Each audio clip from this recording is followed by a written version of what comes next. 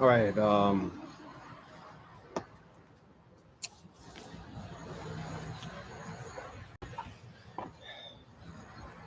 We're going to address this notion of the national debt, this concept of national debt, and this concept of a GDP. When you look up a GDP, I saw a video about somebody, some famous financial person, I guess, if you want to call them that. And they said, well, this is how I would deal with the national debt. That anytime the national debt goes above a certain percentage, 3% of the GDP, then certain sitting members of Congress have to sit out or I don't know what. And I got thinking, I'm like, what is this stupid term called GDP? Because I thought my intelligence, I thought the intelligent answer would be, oh, yeah, you just start all over. You can just zero it out, start all over. Debts and credits, just put all that equity back and start all over. But no, we got something called the GDP. We're focused on the gross domestic that's product, like productivity. We're focused on gross domestic productivity. And honestly speaking, um, that's stupid because if these GDP, okay, if the GDP is different in different nations, okay, then obviously there's going to be discrepancies because not everyone's going to GDP or values things the same way, monetarily speaking. They're not going to measure it monetarily the same way. So what the heck is it with the GDP? Do you have another one of those things? Dang. Aw. So GDP is not what we need to be concerned about, ladies and gentlemen. You shouldn't be concerned about the GDP because that's not going to help get rid of the national debt. Oh, it has to do with the GDP. What? It sounds like another freaking, like either purposely or not, like someone said, let's create a measuring tool where people decide what is valuable and then we will measure it like that. Okay? And it's like, well, did you not see ahead of time that there would be discrepancies that would that anyone can take and somehow make their GDP? If I get my nation and my nation has it, not well, better say, if I get my nation and we decide to go ahead and have our own GDP, well, we're gonna put money on everything from the minute I'm talking right now on everything, every freaking thing, which is so stupid. It's so stupid and so needlessly complex. It is not intelligent. But they say, oh, but it's the GDP. This is one of the many things. It doesn't seem intelligent. Oh, are you kidding me? This is a very vast system, a very vast system of stupid. The GDP, really? Because somehow in America and other places where one of those total value of goods and services of America is that uh, talking is valuable, but in other places, talking isn't as valuable. I mean, monetarily speaking, okay, because talking is valuable, but on a monetary scale, when it comes to putting a a monetary measure,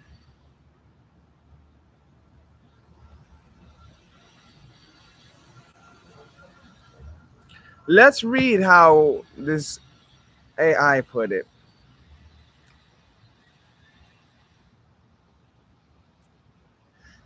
So, who created this concept of the GDP? This was developed in the early 1930s. A key figure is Simon Kuznets, an economist who worked with the Department of Commerce, U.S. Department of Commerce. developed early concepts of measuring a country's total economic output to help understand and manage economies during the Great Depression and World War II. Manage economies. As if some one person was like, I'm going to manage all of these economies. What? Trying to control everything. What? Look how much messed up things that came, and now how we've evolved back to our power. Anyways, let's continue. The framework was later standardized by organizations like the UN and the IMF, the International Monetary Fund, not Impossible Mission Foundation or whatever it's called. What GDP measures and what it misses. Measures monetary value of all final goods and services produced within a country during a given time period, typically a year. It focuses on market transactions where a price is set and exchanged. It excludes many things that don't have a clear dollar value, such as household labor, cooking, cleaning, childcare done within families, volunteer work, informal economies, barter, subsistence farming, environmental degradation or natural resource depletion, social cultural services without market prices. Now, cultural and economic variation impacting GDP. In some countries, services like counseling or traditional healing may not be monetized or formally priced, so they're largely invisible in GDP calculations. Let's read that again because this is where I'm going back to. That's the main like dot that was presented to me to put onto this device and in this video so that it can summarize it and I can summarize for you guys in a nice way. And it just hit me. I'm like, a GDP, what the fuck is that? I'm looking GDP and I'm like, really?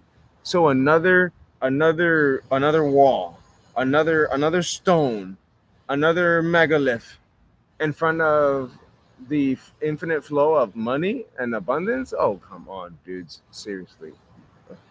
Wow. Wow. Wow, wow, wow. When you realize just how stupid so many things are, you start to realize, yeah, the ones that would the people that other people fear who influence the world and their finances.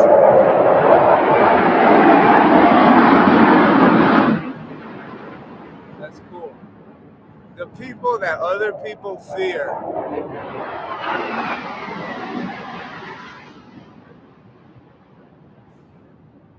The people that other people fear who influence finances and economies, man, they fear a bunch of weak motherfuckers, bro. Very weak. Ain't guns or anything gonna show anybody like ain't gonna prove shit. That just means they weak and they manipulative in the mind and the emotions. But that's not all, obviously. But it's very weak. It's not intelligent. Okay, weak in the sense that it's not based on something that has been reinforced and that is in harmony with life's truths. Life is abundant, so we're talking about a GDP. Does life go around saying, well, this is the total value of what we have? Total value?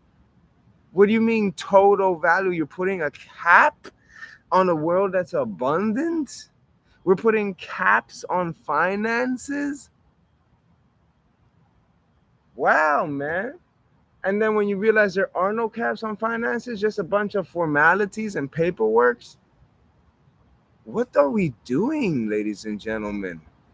What are you guys doing? Holy moly.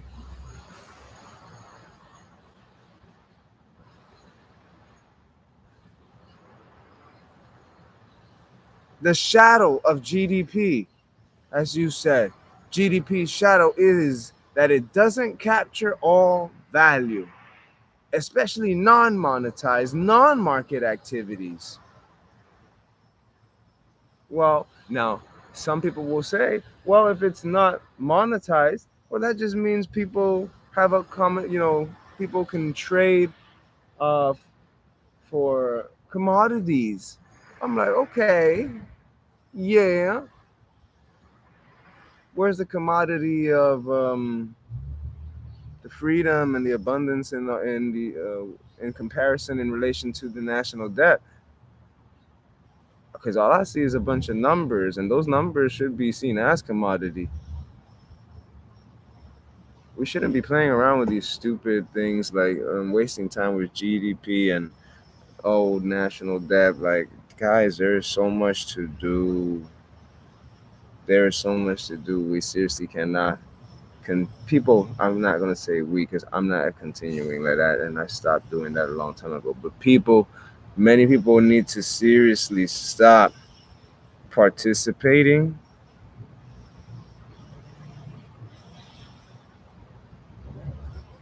in the things that they have created, thinking that it's going to help the economy. And I'm specifically speaking to those who have decided, whether in the past or right now, to create certain constructs, systems within the economy to keep control. You want control, control your own life, embrace your abundance, because there is no such thing as control. People say they want control, but they want to hold on to the world that they created. And they're afraid to lose the world they have created. All right, not realizing that the world they created, even economically speaking, is a layer on top of a world that was already there. It really is as if they're dead, but they're just blind. So, anyways,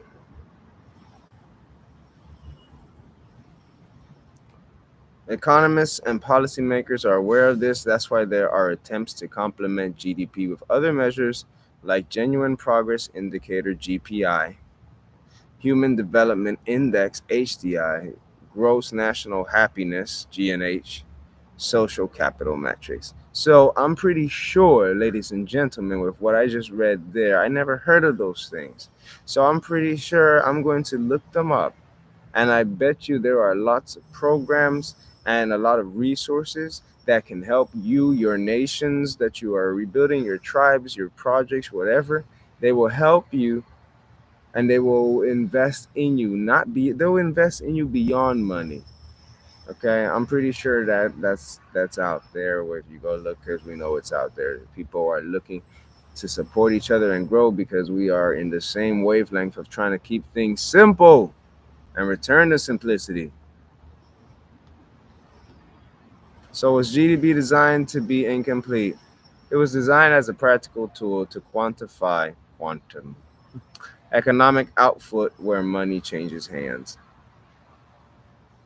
Now, early developers, including Kuznets, warned against using GDP as a measure of welfare or total value of life. I'm glad he warned them then.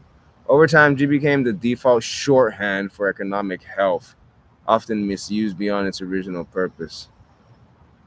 All right, so that's all I have now. GDP, ladies and gentlemen, that's the new word for some of y'all. GDP. A nation goes beyond GDP. GDP cannot measure every single thing and every valuable thing that a nation has, whether it be a way of living, a lifestyle, a product, or a service.